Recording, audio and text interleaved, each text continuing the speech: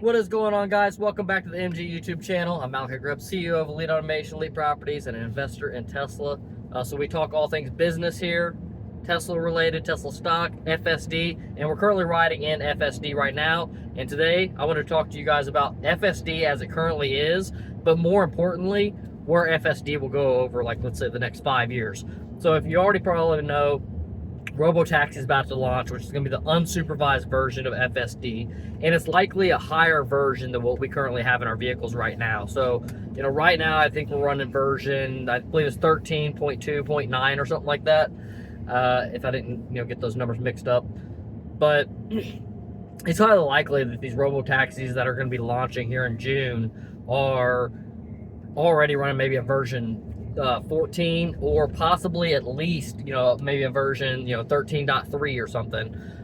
Just something that we don't have yet in the public. And I think they would do this just to, like, sandbag. But that's not even the part that I really wanted to get into. What I want to get into is, like, the future of FSD. And that is that FSD is not only going to be perfect, pretty much, at being able to navigate any road and do it seamlessly, but it's going to get to a point where it can calculate distances between vehicles, flow of traffic, and over the course of many years, let's say 5 years, I find it plausible that we're going to kind of go away from the need of traffic lights, or maybe even that a robo-taxi doesn't even have to obey a traffic light. And you'd say, well, how would that be a possible thing? Like, why is that a possibility? Well, the reason why is because we have traffic lights for, let's just say, stupid humans, right? We basically don't know how to, like, give right of way to people. We don't know how to basically get through an intersection without wrecking into another vehicle. So, and it also does, increase, like, a flow of traffic and allow for, other traffic to slow down. So it directs traffic, right? However, once you have, a vehicle that can seamlessly look out of all of its cameras and calculate everything that's coming in its direction and do it within milliseconds, it's going to then exceed a point of not needing to have that traffic light, right? Because the whole purpose of the traffic light is to prevent wrecks and to increase the flow of traffic. So with those two things, an FSD where it can calculate every angle of the vehicle and any car that's coming to it, will then be able to either then speed up or slow down in a manner that avoids any type of collision. So we're going to get to a point of traffic where, if you've ever seen the video of India traffic is just wild. They don't even have traffic lights, or if they do have traffic lights, they don't even obey traffic lights. And I know for firsthand experience, not just videos, but I've been to India quite a few times. And traffic just, like, flows. Just go on YouTube, watch some videos of traffic in India, and you'll get an idea of what I'm talking about. So at some point in time, these vehicles are basically just be able to flow, right? They're going to flow, they're going to make space for each other. And I think one other thing that'll kind of be necessary in that is vehicle-to-vehicle communication. Now, I think that they could probably accomplish this just with the onboard cameras and computer, and then basically each car would kind of just look out for itself. I think it's highly plausible that they can get away with that.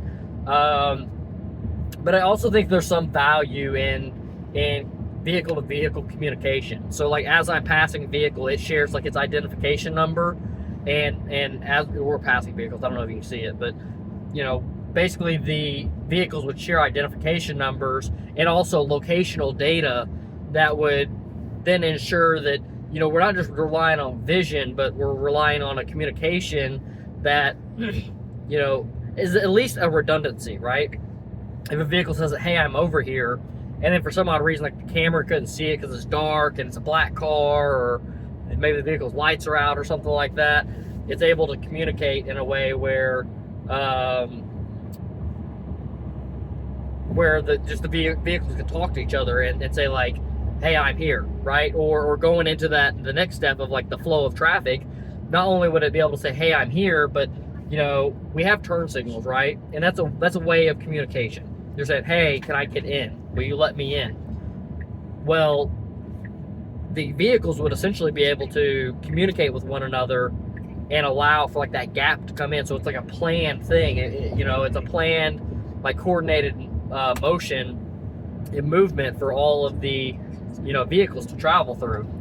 And you could do, and basically it'll be like almost a sequence type of, I don't want to say programming, but it'll be kind of programmatic in the sense of like it's sequential. Your vehicle 1, your vehicle 2, your vehicle 3, 4, 5, 6, 7, 8, 9, 10, right?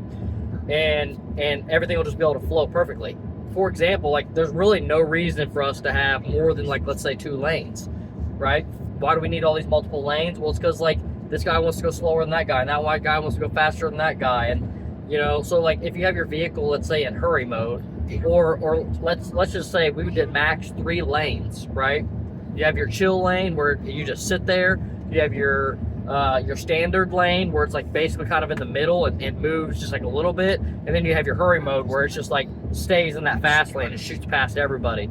So in that scenario, and the FSD kind of already does these things, but you know, in hurry mode, that vehicle just shoots down that lane, you know, riding over the speed limit, whereas like standard, maybe you're doing your comfortable 5 over the speed limit, and you know, just, you know, stick it to the lane. If you need to switch around somebody, you can switch around people. The chill mode just kind of just sitting there and like just never change the lane, just sitting there, you know.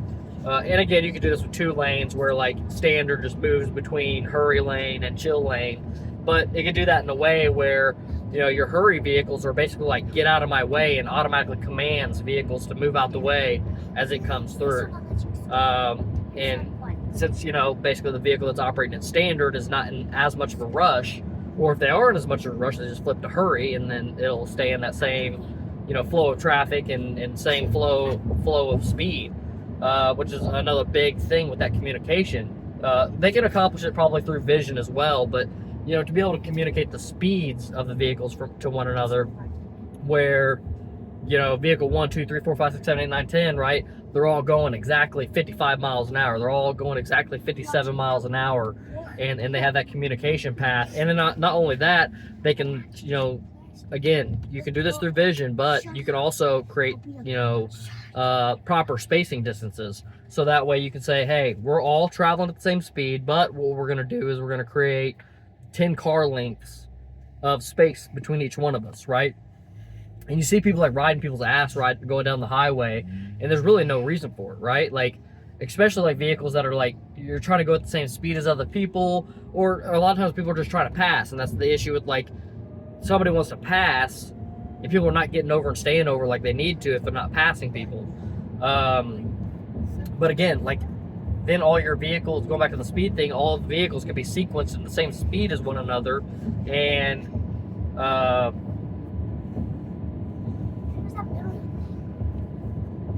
also build up that distance between the cars, so that way now the vehicles are at a very, very safe distance. So if ever, you know, a deer jumps out in front of one of them, right, bam, hits it, has to slam on its brakes, it gives enough time for the car behind it to hit the brakes. Again, like, we're like very impatient. Like, say for instance, if you're on an interstate, there's almost like zero reason to ever have more than a 1-car collision, and that 1-car collision should be with a deer that jumps out in the middle of the road. It should not even be with another car, right? This is the level at which like this autonomy is going to get safe. And again, we can do this through vision, and you know, any vehicle that's going to be on the Tesla ecosystem, or a Tesla vehicle, I should say, will be able to have this potential to communicate with one another or like share data. And I think that governmentally there should be an infrastructure type that, you know, basically enforces all vehicle makers to have that communication. So like, whether you're a Ford or a GM or whatever vehicle type you are, you have to have this communication protocol that, you know, basically allows your vehicle to share its data with other vehicles, you know. And even to the point of sharing it with regular gas vehicles, right? So a regular gas vehicle would have this equipped, and even though it's being manually driven by a driver, at least like communication wise, it still gets signals, and also too, like this vehicle can send a signal to it saying, hey, I'm coming up behind you. And same way you have like your blind spot light indicator come on, you can do that same thing, but instead of like just relying on the sensors of the vehicle, you're also relying on the communication between the vehicles. So this is just like one thing that, there's just a few things actually that I foresee FSD getting so good, and the flow of traffic getting so good that things are going to start becoming seamless, and again, like getting rid of traffic lights altogether, and getting rid of stop signs. And again, like it's going to take a long time for that, and the reason for that is just because of gas vehicles, not gas vehicles, but manually driven vehicles is the culprit. Could be electric, could be gas, could be any fuel type, right? It's going to be the manually driven vehicles that don't have an FSD protocol for its ability to drive, right? And again, like that's well, not necessarily again, but I keep saying again now, but it's kind of going to get to a point where driving is going to be like kind of frowned upon. You're like, oh, you're driving? Like, there's some people that have said something about like, I was like kind of falling asleep at FSD, right? Or falling asleep at the wheel while I was in FSD, and they're like, oh, you shouldn't drive, you're gonna kill somebody, somebody take your license away, blah, blah, blah things, right? Very cool. When you drive as much as I do, you fall asleep occasionally. That's why I got FSD. Saves my life. But, let's go on somewhere with that. FSD. Oh, but that's dangerous, right? Like, the thing is like, as somebody says, like, oh, take that person's license away. Well, people are going to start thinking the same thing about a manual driver, because a manual driver crashed into somebody and killed a whole family or whatever, and it's going to become a bizarre thing for car accidents, because car accidents are going to get so reduced that the only car accidents you're going to see are being caused by a manual driver. You'll almost never see an accident from a autonomous car. Why? Because it's a computer on wheels that can calculate and see everything from all angles. The only instance of this of it ever being the car's fault is basically if there's something wrong with its vision camera and it can't see it. I mean, it could have something go wrong in the code or something along those lines, but it's just less likely to occur than, like, say for instance, like if I want to look to the left, I want to look to the right. That can only happen in, like, let's say for instance 500 milliseconds. I can literally look back and forth as fast as I can, and there's still going to be like 1 second of delay time in my head turning and being able to see what I can see around me. So again, we're gonna get to a place where vehicles are not wrecking. Traffic lights are going to start disappearing. There's not going to be a necessity for them. Traffic flow is going to increase and be super smooth, and overall safety of driving is just going to go through the roof to the point where manual driving might end up getting outlawed at some point in time in the future, or you have to have like a special license to be able to manually operate a car. You can only manually operate a car on certain roads and not like on interstates or something along those lines. So hopefully this was enjoyable for you guys and entertaining and educating. If you're interested in any other Tesla content, whether it's the functionality of things like FSD or whether it's Tesla stock, operating a company, other investments, subscribe, because this is the place for you. Catch you on the next one. Peace.